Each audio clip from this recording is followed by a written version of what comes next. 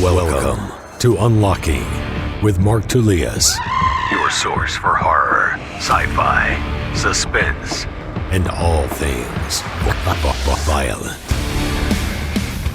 Alright guys, very, very special episode. Not only is it the final short story in 25 Perfect Days plus 5 more, that's 27 Generals. That'll be at the end of the episode. But even more special is our special guest, Anthony Johnson, a guy who started this podcast with me and then fucking completely abandoned me. What a son of a fucking bitch. I had to leave because, I can't think of something witty to say, so I'm just gonna be honest. I gotta be a fucking adult now, guys. I got a girlfriend of 15 years I'm trying to marry. I got a house I'm trying to buy. Yeah, man, I was telling Mark, I walked into his backyard and, I see the setup and I see the pool and I see the medicine and the books and I'm like, man, this guy's got it going. I'm at that, I'm 29 right now, I'm going to be 30 pretty soon, and all I'm thinking about is like, man, I got to get up and moving. My career time is like my van dwelling days are over, traveling and just doing jiu-jitsu. Like, it was fun, man, but that doesn't pay bills. Yeah. So it kind of sucks adulting, kind of having a... Dude, I was probably... I had to come to that realization, and lots of the guys that I followed, like fighters, I see them coming to it because they realize, like, oh, shit, like, I really, you know what? I was like, I can't just do this. I can't just do jiu-jitsu anymore. Especially fighting. Dude, when I was trying to fight and making absolutely no money and getting my ass kicked, I also had a full-time job. And, I couldn't justify it anymore. I was like, nah, I can't do this. That's hard. But, it's tough, man. Especially, when I was trying to make a career out of, my jiu-jitsu and my yoga and the fighting. And, I think just right now it's a little premature. Fighters aren't making that much. Jiu-jitsu gyms aren't making that much. I mean, unless you're Gordon Ryan and Gary Tonin. Well, and that's what I wanted to talk to you about that, too. Because I don't know. What do you need? What do you really want? What is it going to take to bring you happiness? Like how much money is it going to take? And because someone told me something the other day, I forget what the saying was. The bigger the button, the bigger the hole, or I forget what the fuck it was. But more money, more problems. Yeah, and just it's the same thing. Like until you have that. Like, well, what do you want? If you know what you want, you're like, oh, I want a house. I want to have this. I want to have that. This is going to cost X amount of dollars. Yes, I want to make it this quickly. Like I think those are all good things. But do you have an idea in your head of what you want? To be honest, what the whole yoga lockdown thing was about at first was me just getting out there and doing jiu-jitsu and yoga for all my buddies. It's right. That's how we all started, and then it gradually picked up. But to be completely honest, man, what I really noticed is that I don't know. It's really, as much as people say they like yoga, as much as people, especially out here in California, the demographic I was targeting was a really hard target. Yeah. And they weren't as perceptive. They weren't as believing. And I worked with, dude, all the black belts I worked with or did yoga in front of, you helped. We went down to a few gyms and tried to spread this. The hard thing for me was to have a couple students, yourself included, who were just digging it and understood what it was about. But you guys aren't the big competitors, and you guys aren't the. Well, no, let's be honest. Yeah. And what it made me realize is that a lot of the bigger dudes, especially in our community, I'm just gonna say, don't want to suck again. They don't want to be white belts at anything again. Right. So when I would introduce this as a blue belt, as a white belt, and they couldn't do it, or it was hard, or they found themselves struggling at some point in time, I saw the turn. It just clicked off. Instead of looking at it as, oh, this is something, like white belts, like ourselves looked at, oh, this is something I can't do. Let me learn it. Let me get the benefits off of it. It flipped as in, oh, this is... Yeah, and it's already in their head that it's a feminine type of thing. Like, yoga's for chicks. And, that's... when I initially approached it, I thought that it was going to be the opposite because of Hicks and Gracie. Because of the movie we just talked about not too long ago right now, Choke. Right. I thought, who's our Michael Jordan? Who's our Mount Rushmore? It's Hickson. It's Hickson and he and all them. And, did everyone not see him? doing the stomach dance and the yoga and the balancing and the breathing and the water therapy, did we all forget that? So or I noticed as a lower belt trying to teach something to a higher belt in our community, it was difficult to get the point across that I'm not trying to outdo you. It's just I want to show you how you could be moving your body better. And I guess the reception to it was very, it was surprising to me, man. I'll be honest. I guess I came into it thinking that, but there was definitely people that took to it. Like I know Boogie and Gio, I think they both for sure incorporated. When we went to Babalu, like he had you lead the whole session. Like he's a believer in yoga, and then, but it is cool, man. Like I don't know. It has to be what it has to be what your goal is, and like make the. I don't know. Make the videos. Let people see what it's doing for you too. Like if you demonstrate it, if you show, like I don't know. You're right. I don't mean to be coming off sounding bitter, and I didn't want to name any names you are, at you all, son of a bitch. But you're right. Babalu and the freak show down there. They were all always. Eddie even let me show what I had. Thanks to Chai and whatnot. So no, it's just when you're approaching it as a young man. Yeah. Like I said, I got a girlfriend of 15 years, man. I gotta do something to make her honest, because I love that girl. And just as a young man looking forward, I didn't think this was the best avenue for me to start a career in it. And to be honest, I realized, I love jiu-jitsu and yoga as my self-practice, because as I taught it more and more and practiced less and less for myself, I feel like I was lacking. Yeah. And I almost felt, I swear to God, there were some times I felt a bit fake as an instructor, because I would ask my students to do XYZ and I wasn't doing XYZ. I wasn't waking up in the morning and because I was driving here or driving there. So, I just started to notice things, and I just sat and I just was serious with myself and I asked, okay, what are your goals and plans? And they're pretty simple. It's not about being a millionaire or anything like that. I just need to get a career. I need to have a baseline.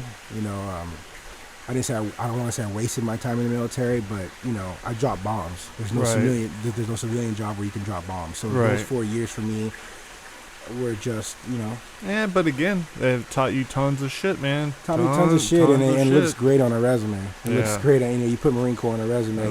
And let's not forget the PTSD. Oh yeah. They did give you that. The best part. Yeah, I'm a disabled veteran at 20. I was 23. Yeah, that was great. But that's fucking terrible. And we're laughing because it is fucking terrible. But yeah, all of our listeners should know me and Mark have a pretty dark sense of humor. But no, ultimately, man, I just need a baseline career. Yeah. And I've already told myself, I told my girlfriend, and you know this very well. By the time I'm looking towards retirement or whatever comes sooner, hopefully. I mean, a school is definitely in my future. I gotta open up a school. I gotta teach jiu-jitsu and I gotta teach yoga. But at the same time, I just need a foundation just for myself, because I feel, I'm not the kind of guy that puts everything in one basket. Right. So I gotta know I have something to fall back on, because I'm tired of slanging these jumpers and working these odd jobs. You know what I mean? So and it's California, man. It is fucking expensive. Yeah, no, dude. I don't know how anyone can do it. Fucking crazy. But yeah. So if you could, I talked a little bit about what the youth center, our 10th Planet Whittier new center is planning on doing, how we're planning on expanding, and part of that will be with yoga, and we'll be bringing in instructors. Dude, I would fucking absolutely want you to be an instructor there, and how awesome would that be? And if Janine was there too, and so you're getting your paycheck, and so not only, let's say maybe you're not getting the fucking top guys or whatever, and these elite competitors, but you're showing, you're proving to all these other guys that yoga's helping. And then on top of that, you're going deeper and you're making changes in some people. Kind of like with me, it's like, dude, yoga's part of my life. Maybe I'm not practicing it all the time, but dude, fucking, it's a huge part. And now because of that, like even I have friends that I just talked to my buddy Dan, who I haven't talked to in a long time. It's been like 6 months at least. But he's a heavy guy, big guy, always lifting weights, always, he was my football buddy, and he's telling me, he really wants to try out the yoga. And so I'm going to meet with him on Monday, and we're going to do some yoga, and I'm going to show him what he can do, and he has a bum knee, and like I want him to, I want you to go down for a session with him. Nice. So you can show him how to move around, and modify shit and what would be good for him. And he also has back problems, stuff like that. But I was like, how cool is that because of the shit that he sees me doing with the pool and with the yoga and stuff, like he's realizing, you know what, fucking maybe I should do it too. And I've had so many of my friends do that. I've had guys come and do yoga with me here. So I was like, if you're starting that, if you're doing that and getting paid for it, like, is that fulfilling? I kind of like, I don't know if I would want to teach. I was talking to my wife about that. I was like, I kind of would rather just go and roll. I don't know if I want the responsibility. I don't know. And a lot of that is self-doubt. Is it though? Because, do you think so? Probably, like being honestly, I'm sure part of it is, but the other part of it, when I was talking with Donna about it, she's like, yeah, you should teach the dad's class and this and that and blah, blah, blah. I was like, maybe. I was like, but talking about teaching 2 classes a day is like, no, fuck that. I was like, because I don't have that much time. I want to write. Like writing and creating. That's such a big part of my time. So if I'm teaching, and then that means I'm probably not training as well, or I got to spend more time, and I don't know if I want to dedicate that much of my life to it. I was like, it's one of my passions. I was like, I would rather do a yoga session, a hard one, and then also a cool jiu-jitsu session, or the combination. You nailed it. You said it's one of your passions. Yeah. And that's how I feel about yoga. It's one of my passions. I mean, I still do it. I still teach. I mean, kids even. I'm teaching these. There's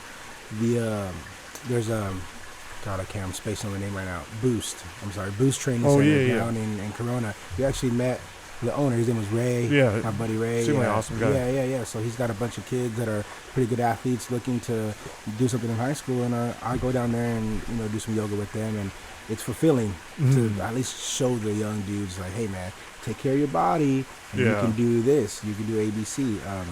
But I mean, dude, I would still be teaching it and doing it even if it was for free. So that's how I know I do love it. Yeah. But I mean, if I could plan, or if I could make my perfect life, it's gonna sound weird, but dude, me and my girlfriend love going on road trips. Like we drive to Arizona all the time. Right.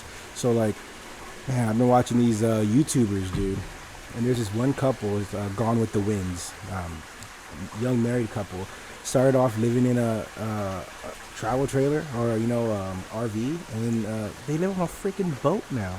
That's cool. They live on a boat, and they make these awesome videos that I follow, and it's just them doing their live, and YouTube I'm sure pays them, and I mean they live on a boat and they're doing their thing now, and it's all through internet, and it's just a young couple filming themselves. And I mean, shit, me and Janine love to travel anyway, and like if we could do something like that, that would be. Dude, if you guys did that, God. if you did that and you filmed like your yoga session and then also jiu-jitsu session, you're hitting all these different gyms. But also, other thing, I got a fucking terrible memory. But I think we talked about this one of our other sessions. So that means, all right, when is this shit gonna happen? When are you gonna do it? Like when? That's the thing, right? When? We have the travel trailer. Yeah. So what is putting it off? And like. Maybe it's school, maybe you have to make X amount of dollars, maybe this or that. It's but what is so when we're both when really will you feeling do that right now? She's 30, I'm 29, we're the same age, and I think we're both really on that kick right now where we're worried. Like we're thinking like, damn, we don't have retirement, we don't have a 401k, we don't, I guess we're falling back into the societal, Yeah. He was just checking us out. That's cool. Fat ass black bumblebee. That was a big one. He was a big guy. Yeah. Scared me. Oh, I just tried to act cool. I was scared inside. Yeah.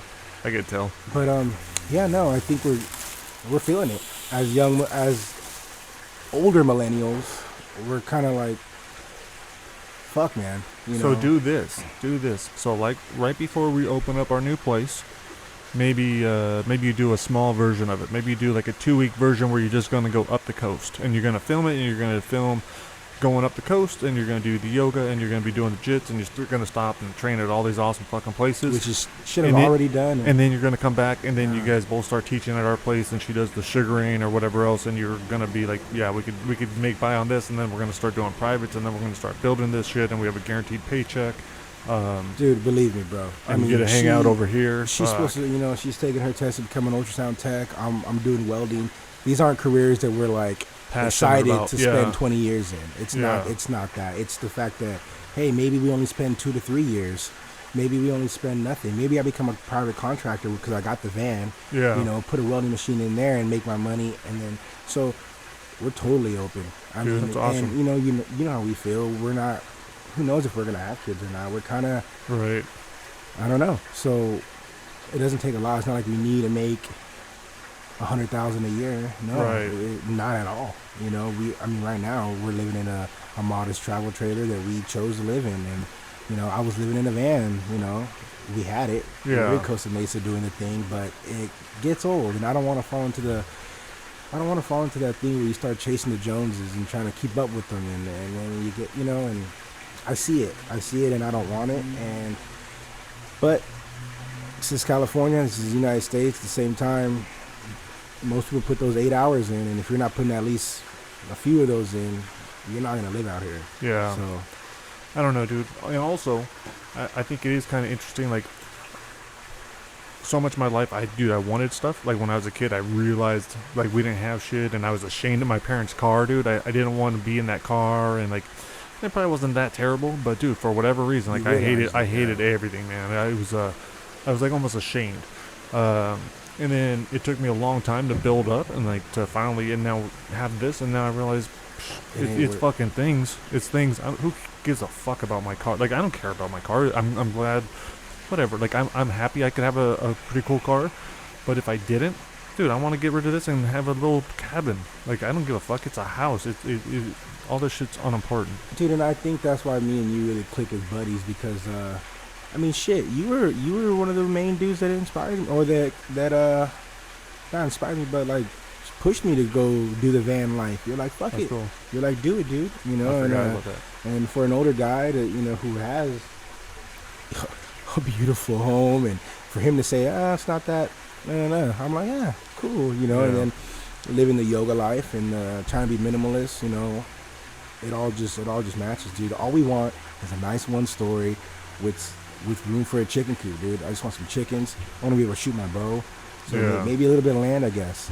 But dude, you know, nothing much. And I'm sure we can get that doing what we do and more with yoga and a gym and whatnot. It's just, everything takes time. Yeah. But that foundation for us, we're really worried about that right now at our age, I guess. We're just super concerned with it. No, it's dude. Yeah, I could understand it, but yeah, you go back to what's gonna make you happiest at this moment, and fucking that's what you gotta do. Yeah. I think what will make us happiest at this moment, honestly, is peace of mind. Yeah. Knowing that, all right, our bills are going to be fine. You know, and it's not a lot. But to live here, we're floating, man. Yeah. And we don't want to float. We want to sail. You know what I mean? So we just want to be fine. And whatever it takes to hit that mark, then my yoga will get better. Then me teaching will do. Because I won't be stressed out about me making $50 in Corona, and then I got to drive to over here and make 70, or you know, I won't be stressed. I'll be like, okay, everything's fine with that. And once that happens, I think that's when we can just breathe and be like, oh, okay. Yeah. Our bills are paid for 6 months in it. We're good. We know where it's coming from. It's stable. It's every month. You know, we're not gonna get fired. Blah blah blah. Yeah. So, yeah, I think that's what we're both. I guess stability. In short, stability, man. All right. Cool. Fucking. What's awesome right now? We're gonna take a break, so you can dwell on that shit. We're gonna talk about some numbers and then just seeing like what you want, but we're gonna do it while going into the cold pool. Ooh. I think today is like 58 degrees. What's awesome is I can't go all the way in. I could only go up to like my waist. Ain't that some shit? So basically, I'm gonna get dumped in the pool. Yeah, dude, it's awesome. But you'll enjoy it, and you That's get okay, to. because remember our first experience in the pool? I do. We held hands. Yeah, and traded water together. I almost died. Fucking, I jumped in. But that's the thing now. You did just jump. Yeah, so I went from it would take me forever to get in to now I can just jump in all the way and I fucking just chill. So I'm enjoying it. But that's one of the bad things is I can't go in all the way. But you get to. Then we'll go straight to the yoga. That's what helps me like come out of it. I want to see how you like that transition, and then we'll fucking come back and talk a little bit about the experience. Let's do it. All right, guys. Good news, bad news. Good news is I'm here. Bad news, Anthony left. But you know what? Sometimes the experience is better than sitting down and fucking podcasting about it. Plus, he had to take off. But yeah, we had a fun time. I think he enjoyed it. He'll be back to talk about it next week. We're going to start meeting up probably on a weekly basis again so we could do the cold water, the yoga, and work on our writing, which is awesome. He's a super positive guy to be around, and yeah, so he will be back soon. So let's just get into it. Let's get into story time. We only got one left. This wraps up 25 perfect days plus 5 more. This is the final story in 5 more perfect fucking days.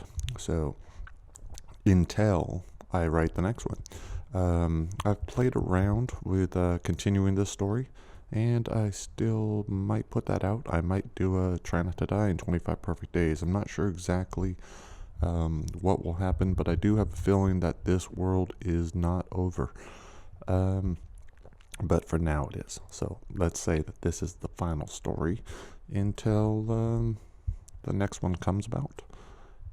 Alright, and then next week I'm not sure what we're going to be reading, but we'll figure that shit out next week. And this story takes place only 6 days after. So the last story we read was 25th of December, which took place December 25th, 2076. This story takes place December 31st, 2076, just 6 days later. Alright, another holiday story. Hope you guys enjoy this one.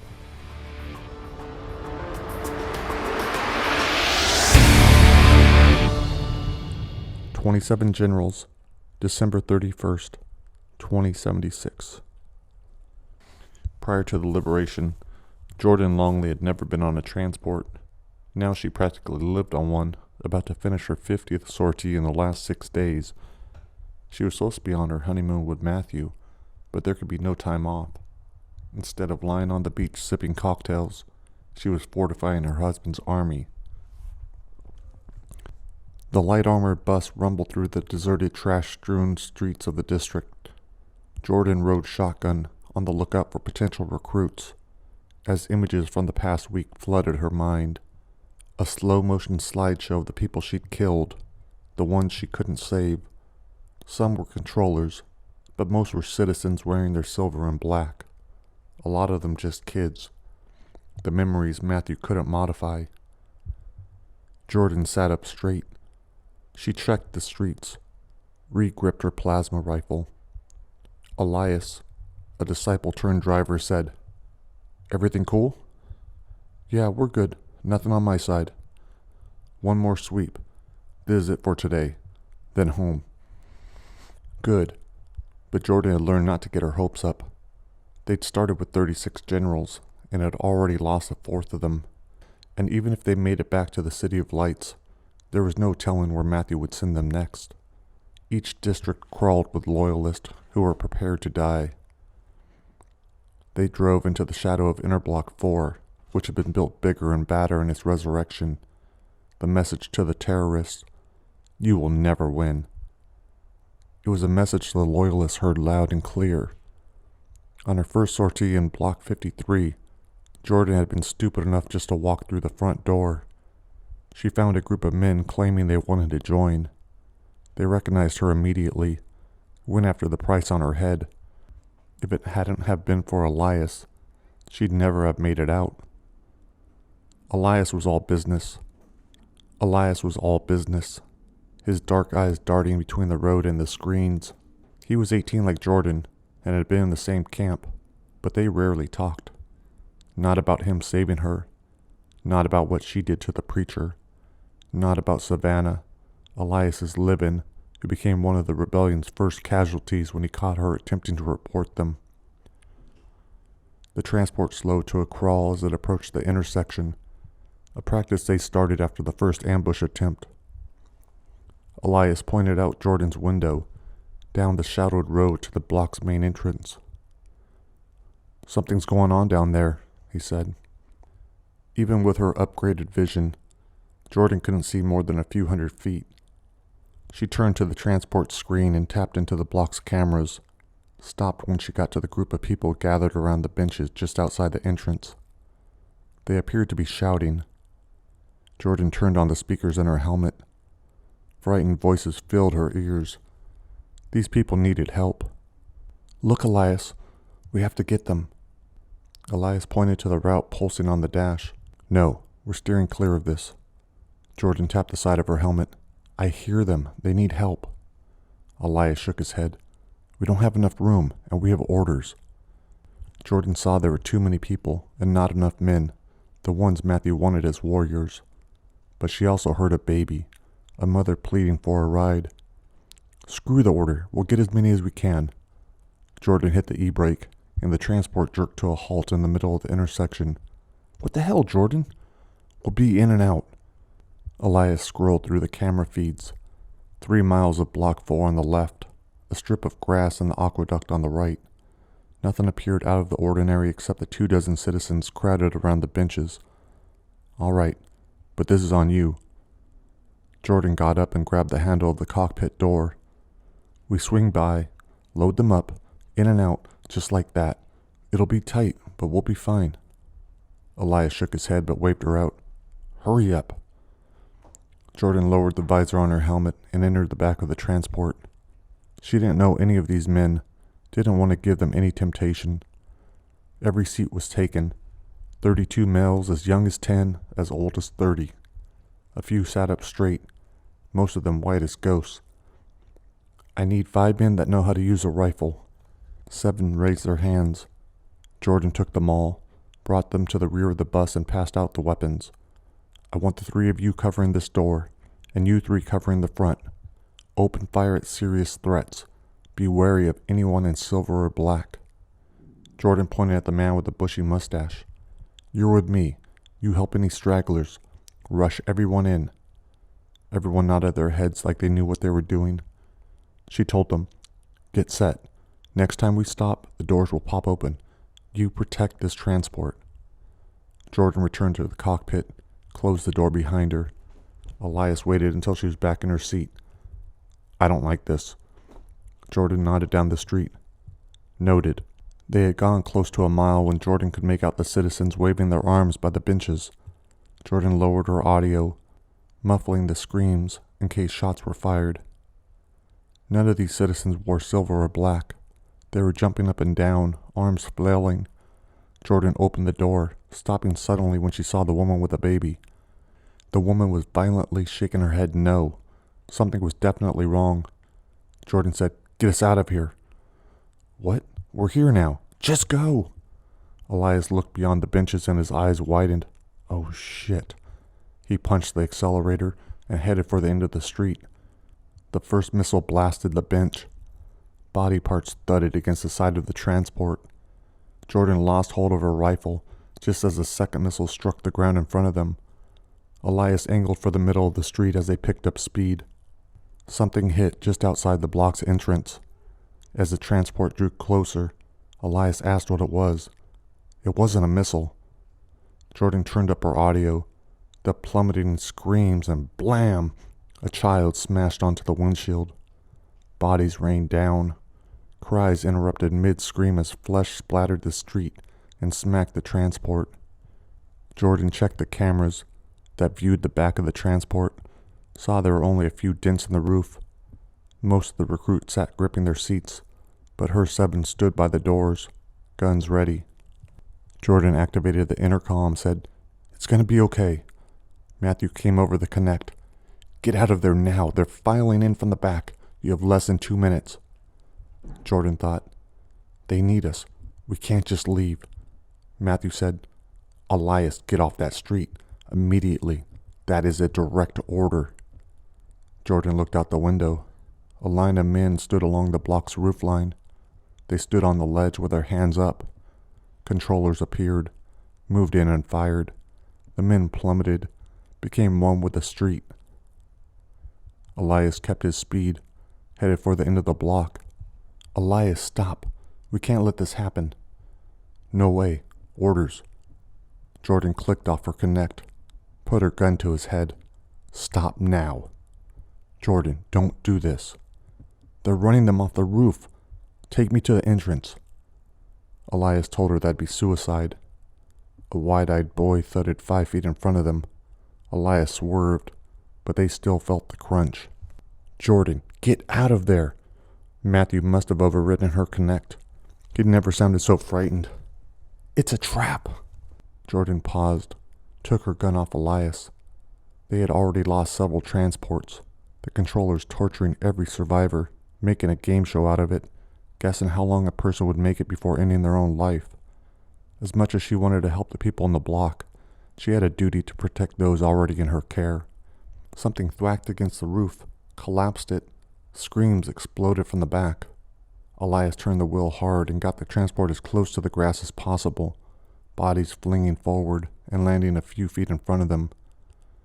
Jordan felt like she was about to puke, not just for the sight in front of her, but for what Matthew had done to her, taking her from a fast-track live-in to the ultimate traitor.